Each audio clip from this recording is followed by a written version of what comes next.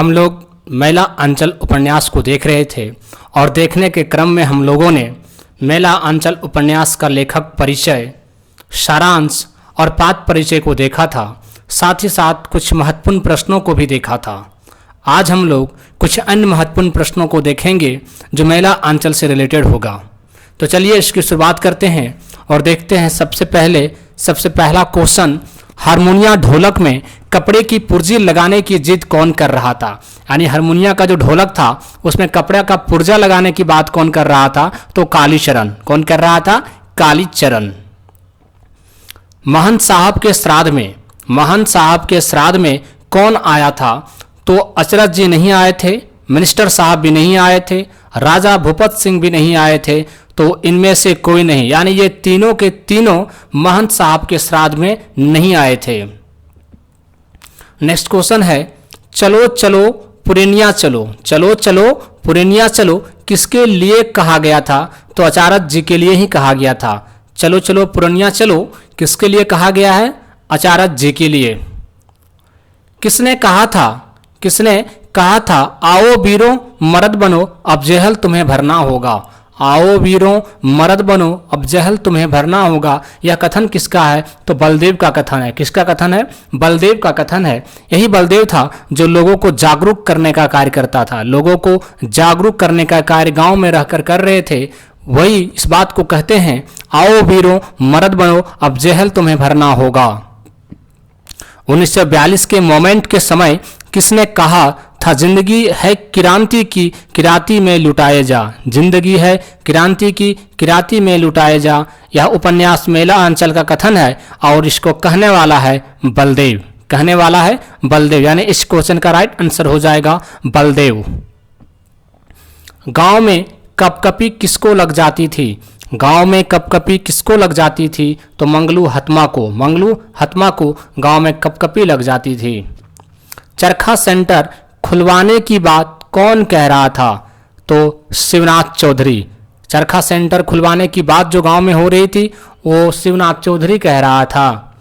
चौधरी ने सबको जलपान कराने के लिए बलदेव को कितने रुपये दिए थे? तो 10 रुपया दिए थे। जलपान कराने के लिए बलदेव को 10 रुपया दिए थे। कॉमरेड वसुदेव जी ने किसकी किताब खरीदी थी? तो यीशु संदेश की किताब खरीदी थी। यीशु संदेश की। कॉमरेड उसे कहा जाता है जो जनहित यानी लोगों के जन की सेवा करता है, साथ ही साथ अपने देश के लिए लोगों को जागरूक करने का काम करता है, उसे कॉमरेड कहा जाता है। दोस्त, आचार्य गुरु कहाँ से आए थे? जो आचार्य गुरु थे, आचार्य गुरु कहाँ से आए थे? तो काशी से आए थे। कहाँ से? काशी से आए थे आचार्य गुरु। सभी मठ के जमींदार कौन थे? तो आचार्य गुरु। सभी मठ के जमींदार आचार्य गुरु। आचार्य गुरु के साथ कितने मूर्ति आए थे? यानी जो आचार्य गुरु आए थे वो अपने साथ 30 मूर्ति भी लाए थे। 30 मूर्ति भी लाए थे। नगा साधु को गंजा किसने दिया था? गंजा किसने कहा था? दिया था नहीं दोस्त, गंजा किसने कहा था? तो रामदास ने कहा था। नगा साधु को गंजा कहा रामदास ने। आचार्य गुरु ने महंत बनने के लिए किसका विरोध किया था? तो रामदास का विरोध किया था। जो आचार्य गुरु थे वो महंत बनने के लिए रामदास का विरोध करते हैं, क्योंकि महंत की मृत्यु के बाद रामदास महंत बनने वाला था, बट आचार्य गुरु इसका विरोध करते हैं। आचार्य गुरु के बातों का किसने विरोध किया? अब जो आचार्य गुरु यह बात कहते हैं कि रामदास को महंत नहीं बनाया जाएगा, तो आचार्य गुरु इस बात को करते हैं। तो आचार्य गुरु के इस बात को विरोध करते हैं कालीचरण। इस बात को विरोध करते हैं कालीचरण।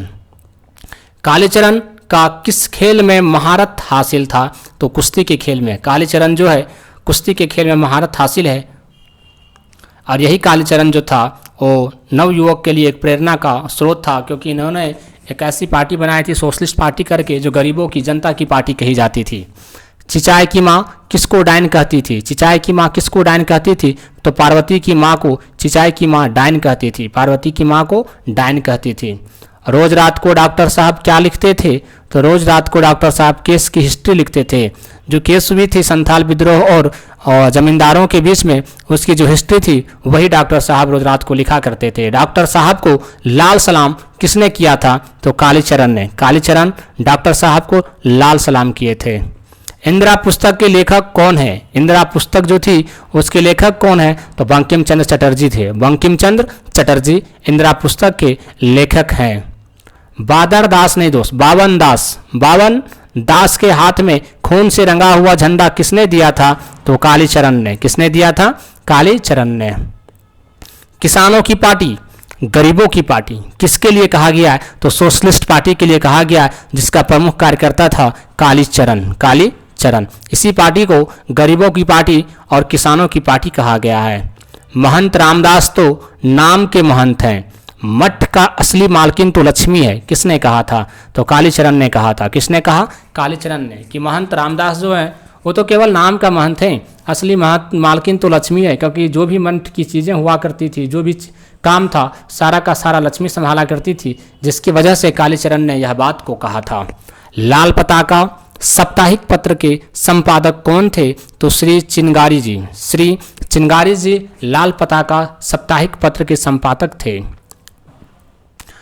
किसने कहा था चिनगारी जी के लिए कि दिन भर सिगरेट पीते रहता है? शायद इसीलिए चिनगारी का नाम पड़ा है, यानी जो चिनगारी था उसका नाम चिनगारी पड़ा है। तो क्यों पड़ा है? क्योंकि वो दिन भर सिगरेट पीता रहता है।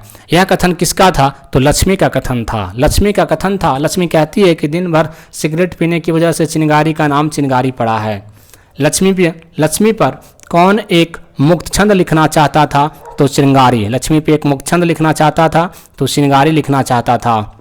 किसने कहा था घोड़ करेत का काटा हुआ आदमी ओझा गुनी का मुंह नहीं देख सकता? यानी जो घोड़ करेत होता है, जो पक्का करेत होता है ना, उससे अगर वो करेत किसी व्यक्ति को काट लेता है तो वह व्यक्ति ओझा गुनी का मुंह नहीं देख सकता, क्योंकि उसमें काफ़ी ज़्यादा विष होता है, जिसकी वजह से उसकी मृत्यु बहुत जल्दी हो जाती है।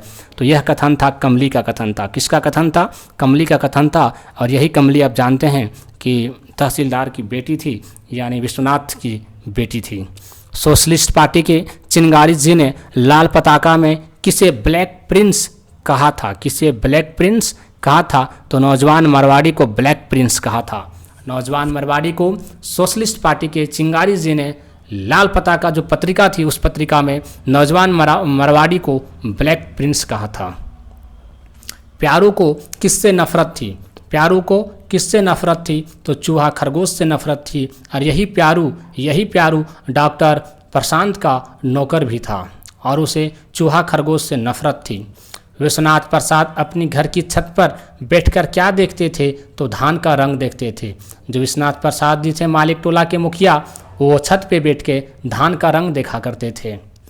किस अखबार ने लिखा था राजपरंगा के मीरापुर सर्किल का नया मैनेजर नादिर शाह का भतीजा है? यानी एक अखबार है जिसने यह बताया था कि राजपरबंगा जो है, वहाँ के जो मीरापुर सर्किल का जो नया मैनेजर है ना, वो नादिर शाह का भतीजा है। तो लाल पताका जो पत्रिका थी, इसी पत्रिका में इस बात को कही गई है, क्योंकि जब विश्वनाथ प्रसाद जी ने राजपरंगा से तहसीलदारी का जो जिम्मा लिया था उसे छोड़ देता है, तब वहाँ जो नया बनता है उसका कैरेक्टर लगभग नादिर शाह की तरह था। इसीलिए लाल पताका ने इस बात को कहा था। बगैर मिर्च मसाला के मछली कौन बनाती थी? बगैर मिर्च मसाला की मछली बनाने का काम कौन करती थी? तो कमला करती थी। कमला जो थी बिना मसाला मिर्च का ही मछली बना देती थी। रात को तंत्रिमा टोली में कौन पकड़ा गया था? तो सहदेव मिश्र जो है वो रात को तंत्रिमा टोली में पकड़ा गया, क्योंकि ये अपने प्रेमिका से मिलने के लिए गया था। गांव में पंचायत बैठी थी तो किसको पंच मानने से इनकार किया गया था? तो पंचायत जो बैठी थी उसने कालीचरण को पंच मानने से इनकार कर दिया गया था, यानी कालीचरण को पंच मानने के लिए तैयार नहीं थे। जब कालीचरण को पंच मानने के लिए तैयार नहीं थे तो पंचों के बीच में एक पक्ष हुआ था। वही नेक्स्ट क्वेश्चन है कि कालीचरण को पंच मानने के पक्ष में कितने हाथ उठे थे? तो 105 हाथ उठे थे। 105 हाथ उठे थे, यानी 105 लोगों ने कालीचरण को सपोर्ट किया था पंच बनने के लिए। लक्ष्मी बालदेव जी के लिए किस शब्द का प्रयोग करती थी? जो दासीन थी, मठ की दासी थी लक्ष्मी, वो बालदेव जी के लिए सच्चे साधु वर्ड का प्रयोग करती थी। सच्चे साधु वर्ड का प्रयोग करती थी। लक्ष्मी को गुरु माई मानने से कौन इनकार करता था? तो वही जो रामदास था, वो लक्ष्मी को गुरु माई मानने से इनकार करता था। रामदास लक्ष्मी को गुरु माई कभी मानता ही नहीं था। महंत रामदास को कौन सी बीमारी शुरू हो गई थी? तो मिर्गी की बीमारी। जो महंत रामदास थे उनको मिर्गी की बीमारी शुरू हो गई थी। मेरीगंज गांव में सबसे बौना आदमी कौन था? तो यही बवन दास जो था, यही सबसे बौना आदमी था और गांधी जी का प्रतीक भी था। और नाट्य उपन्यास के अंत में इनकी हत्या भी हो जाती है गांधी जी की तरह। इंदिरा पुस्तक पढ़ने के दौरान कौन रोने लगती थी? जो इंदिरा पुस्तक थी उसको पढ़ने के दौरान कौन रोने लगती थी? तो कमली रोने लगती थी। और इसी इंदिरा पुस्तक को बंकिम चंद्र जी ने लिखा था, बंकिम चंद्र जी ने। अनाज के ऊंचे दाम से गांव में किसको फ़ायदा हुआ था? तो गांव के जो सारे बड़े लोग थे, तहसीलदार साहब, सिंह जी, खिलावन सिंह, हर किसी को गांव में जब ऊंचा दाम हो गया तो सबको फ़ायदा हुआ था। गांव में मजदूरों की मजदूरी कितनी मिलती थी? तो ₹1.25 गांव में मजदूरों की मजदूरी थी, ₹1.25। गांव में धान की फसल तैयार होते ही कौन छिपा दिया करता था? तो तहसीलदार साहब। जब गांव में धान की खेती हो जाती थी तो तहसीलदार साहब जो थे वो धान को छुपा दिया करते थे। शिवनाथ चौधरी जी सभा में किस बात पर प्रकाश डाल रहे थे? तो जो सभा आयोजित की गई थी उस सभा में खादी पे विशेष चर्चा हो रही थी और इसी बात पे प्रकाश डाल रहे थे शिवनाथ चौधरी।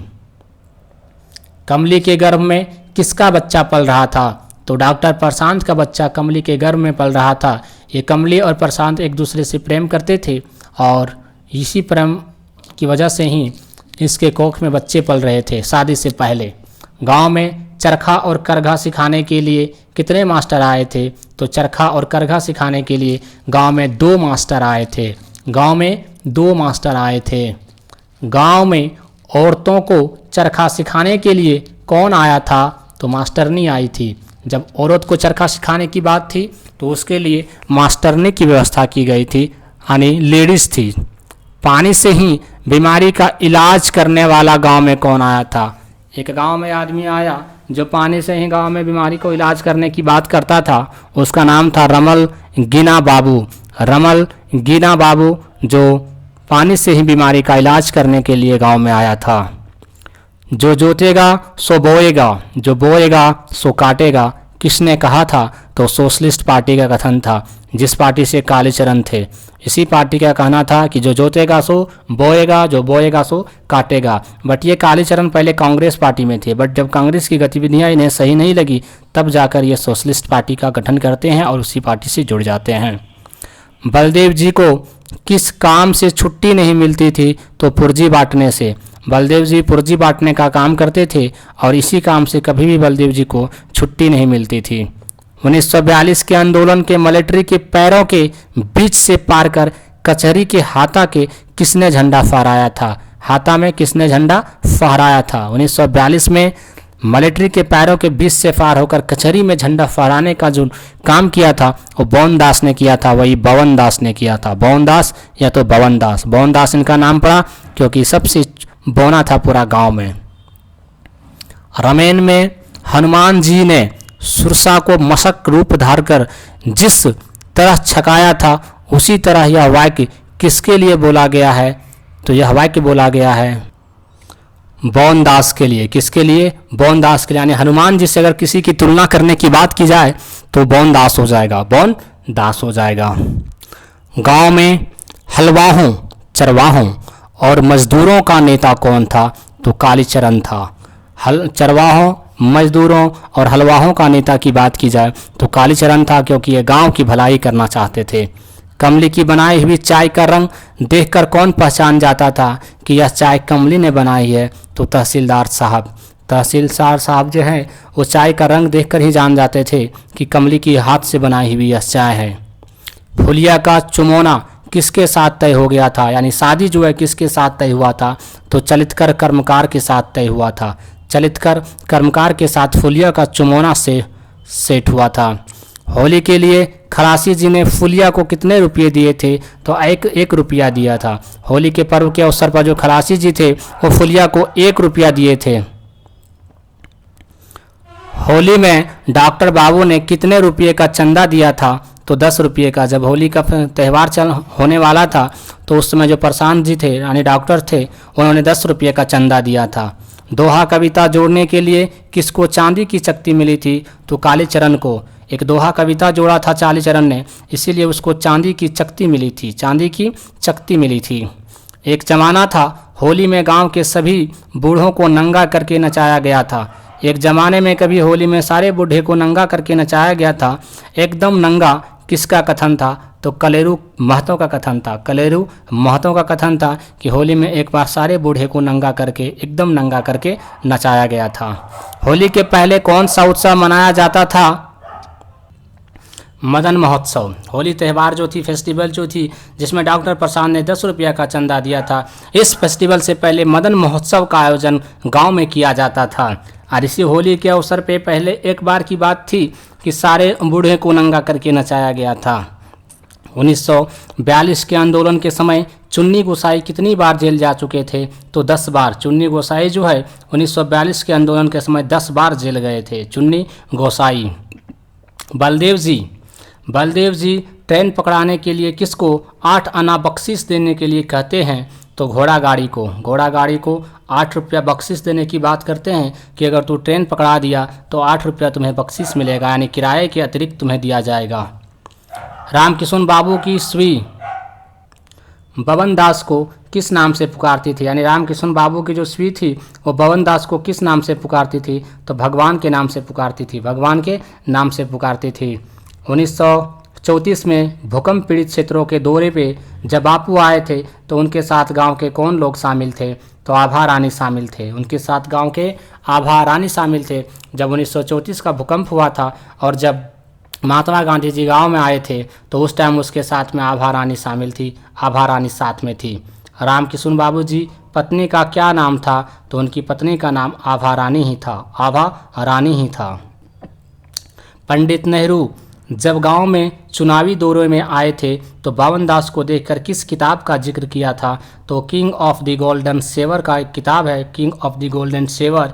इसी किताब का जिक्र पंडित नेहरू जी ने बावन दास को चुनावी दौरे में देखकर किया था। King of the Golden Sabre, King of the Golden Sabre. National Herald के मुख्य पृष्ठ पर गले में माला डाले हुए किसकी तस्वीर छपी थी? तो बावन दास की। बावन दास की तस्वीर छपी थी नेशनल हेराल्ड के मुख्य पृष्ठ पर, नेशनल हेराल्ड के मुख्य पृष्ठ पर। माइक ऑपरेटर नेहरू किसके लिए बोला गया था? तो बावन दास के लिए बोला गया था। माइक ऑपरेटर नेहरू बावन दास को कहा गया था।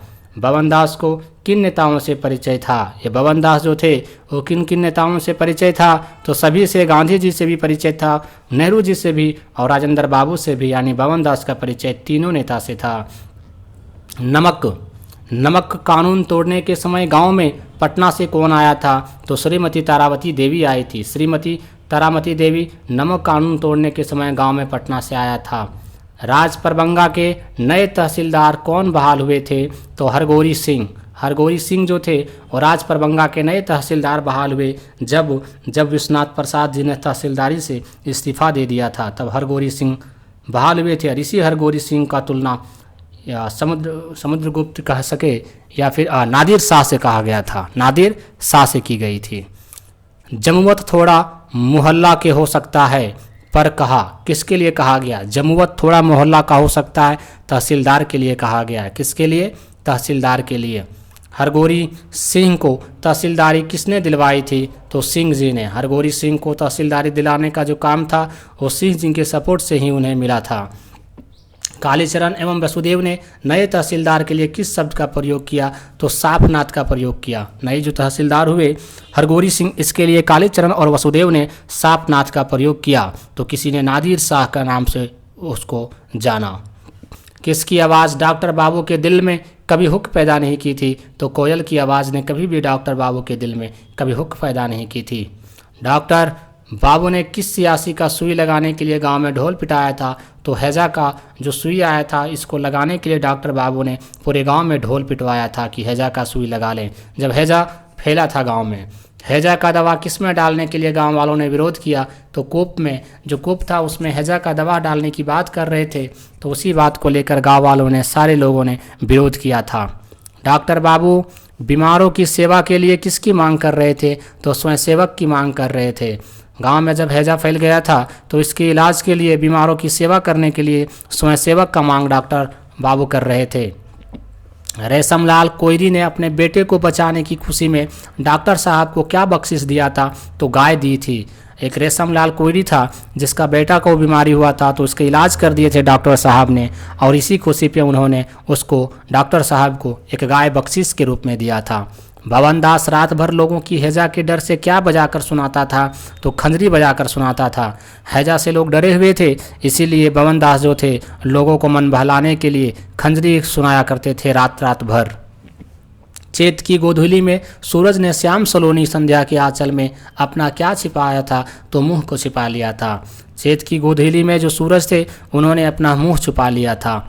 किसके फूलों की पंखुड़ियाँ मंगल, किसके फूलों की पंखुड़ियाँ मंगल आशीष की तरह झड़ रही थी? तो शिरीष के फूलों की पंखुड़ियाँ मंगल आशीष की तरह झल रही थी।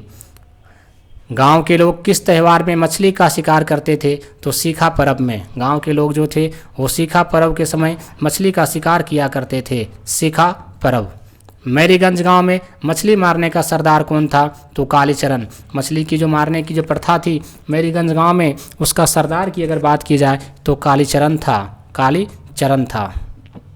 उपन्यास में वैष्णव नाम का प्रयोग किसके लिए किया गया है? तो वैष्णव नाम का प्रयोग बलदेव के लिए किया गया है। वैष्णव नाम की बात की जाए तो आंसर हो जाएगा बलदेव, और हनुमान जी से रिलेटेड कोई बात की जाए तो बावन दास। किसने कहा था गांव का चाल चलन नहीं बिगड़े तो मेरा नाम बदल देना? तो सुमृत दास ने कहा था। यही सुमृत दास जो था वो पत्राचार का काम करता था, और इसी ने यह बात को कहा था कि गांव का चाल चलन नहीं बिगड़े तो मेरा नाम बदल देना। बलदेव जी का काम छूटने के बाद कपड़े, चीनी व किरासन तेल की पुर्जी बांटने का काम किसको मिला था? तो विश्वनाथ प्रसाद को। जब बलदेव जी का काम छूट गया यानी पुर्जा बांटने का, तो यही पुर्जा बांटने का काम विश्वनाथ प्रसाद को मिला। किसका भाषण सुनकर लोगों का जलता हुआ कलेजा ठंडा हो जाता था? तो कालीचरण का। कालीचरण गजब का भाषण दिया करते थे और यही सुनकर लोगों का जलता हुआ कलेजा ठंडा पड़ जाता था। लक्ष्मी दासीन किसको पसंद करती थी? जो लक्ष्मी दासीन थी, जो मठ की दासी थी लक्ष्मी, किसको पसंद करती थी? तो बलदेव को पसंद करती थी, और फाइनली उपन्यास के लास्ट में वो बलदेव के साथ ही रहना शुरू कर देती है। ईमन चंचल, ईमन चोर, ईमन सूद, ठगहार दुआर किसके लिए कहा गया? ईमन चंचल, ईमन चोर, ईमन सूद, ठगहार दुआर किसके लिए कहा गया है? तो लक्ष्मी के लिए कहा गया है। किसके लिए? लक्ष्मी के लिए कहा गया है। अखिल भारतीय मेडिकल गजट में किसके रिसर्च की रिपोर्ट छपी थी? तो डॉक्टर प्रशांत की जो रिसर्च हुई थी मलेरिया से संबंधित, इस रिपोर्ट को छपा गया था अखिल भारतीय मेडिकल गजट में। किसी स्त्री को देखते ही बलदेव जी को किसकी याद आ जाती थी? तो लक्ष्मी की याद आ जाती थी, क्योंकि लक्ष्मी को बलदेव पसंद करने लगे थे, इसीलिए जब भी किसी स्त्री को चेहरा देखते थे तो उन्हें लक्ष्मी की याद आती थी। डॉक्टर बाबू ने मनुष्य के शत्रु के रूप में किसका जिक्र किया है? तो कीड़े मकोड़े का। मनुष्य का शत्रु के रूप में जिक्र किया है कीड़े मकोड़े का, क्योंकि यही कीड़े मकोड़े बीमारी फैलाने का काम किया करते थे। गांव के लोग सुबह को क्या खाते थे? तो बासी भात खाते थे। आज भी कई गांवों में, भारत के कई गांवों में बासी भात खाने का जो प्रथा है वो चल ही रही है। वही कह रहा है कि गांव के लोग सुबह को क्या खाया करते थे? तो बासी भात खाया करते थे, यानी रात का जो भोजन रख दिया जाता है सुबह वही भोजन बासी भात कहलाता है। पटना मेडिकल कॉलेज का एकमात्र मलेरियोलॉजिस्ट डॉक्टर कौन था? तो डॉक्टर प्रशांत था। मलेरिया का एकमात्र डॉक्टर जो फेमस डॉक्टर है वो डॉक्टर प्रशांत था पटना मेडिकल कॉलेज का। पटना क्लब का नाम बदलकर क्या रख दिया गया था? तो पाटलिपुत्र क्लब रख दिया गया था। पटना क्लब का फाइनली नाम बदला गया और पाटलिपुत्र क्लब बन गया। मिसरेखा सरकार ने बैडमिंटन में किसको हराया था? तो रमेश पॉल को हराया था। मिसरेखा सरकार जो थी वो बैडमिंटन के खेल में रमेश पॉल को हराई थी। खेलों में किसे दिलचस्पी रहती थी? खेलों में किसे दिलचस्पी रहती थी? तो कालीचरण जी को खेलों में काफ़ी दिलचस्पी रहती थी। दरभंगा के प्रसिद्ध डॉक्टर कौन थे? दरभंगा के प्रसिद्ध डॉक्टर कौन थे? डॉक्टर काली प्रसाद श्रीवास्तव। डॉक्टर काली प्रसाद श्रीवास्तव दरभंगा के प्रसिद्ध डॉक्टर थे, काली प्रसाद। हेल्थ यूनिट की स्थापना किसने की थी? हेल्थ यूनिट की स्थापना किसने की थी? तो ममता जी ने हेल्थ यूनिट की स्थापना की थी। ये थे कुछ महिला अंचल उपन्यास के महत्वपूर्ण प्रश्न। दोस्तों, वीडियो देखने के लिए तहे दिल से शुक्रिया। फिर हम मिलेंगे नेक्स्ट वीडियो के साथ।